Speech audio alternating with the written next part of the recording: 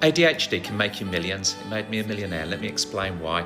So I've got ADHD, not the can't sit still, fidgety type, but the inattentive, distracted by literally everything shiny kind. And that's called ADHD type 2.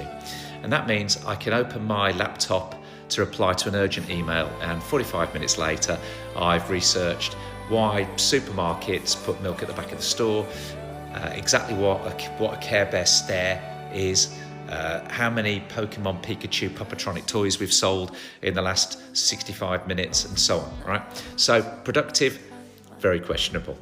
But useful, weirdly, absolutely. Because here's the thing that no one tells you about ADHD. Right, the downside can be brutal.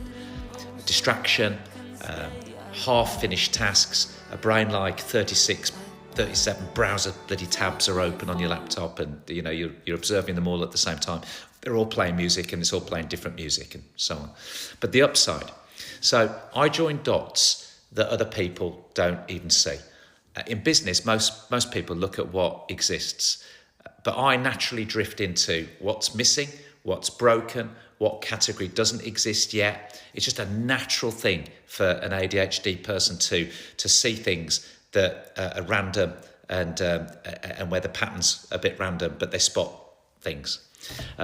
So that's where the magic really happens with ADHDers. So a lot of the biggest wins I've had, they didn't come from focus.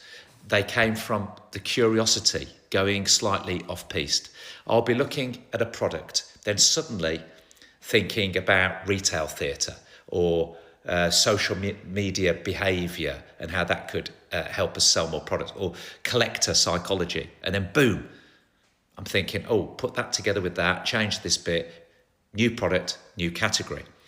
So sometimes just an improvement on something, or sometimes a whole product or a brand name that just works. Now, don't get me wrong, ADHD also means I start with 400 things because they're always going on in my mind. And how many do I finish? A select few. But over time, I've learned this, not to fight how my brain works, but to build around it. So I surround myself with people who are brilliant at execution, while I stay in my zone of ideas, gaps, connections, so networking. I've met people, not in the toy industry, through my networking, and something's led to something that's come full circle to help me on the toys. Just really incredible. So if you've got ADHD and it feels like a disadvantage, it is if you think of it that way. But if you look at it the other way, it's a huge edge. It's a huge advantage. Your value edge that can create multi-million pound opportunities. Those opportunities can come absolutely randomly while you're asleep, while you're on a toilet, while you're in the shower. That's where I probably get a lot of mine. They sometimes just shoot into my mind, again, from seemingly nowhere.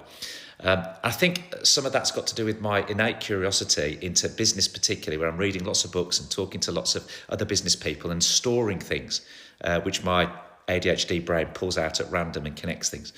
So the way my ADHD works is I'll get droughts for sometimes days, or it can even be weeks, when nothing of, I think, real value comes in, and then floods of ideas suddenly come in, where just one or two of those can lead to a £1 million deal, or a multi-million pound deal, or a multi-million pound opportunity.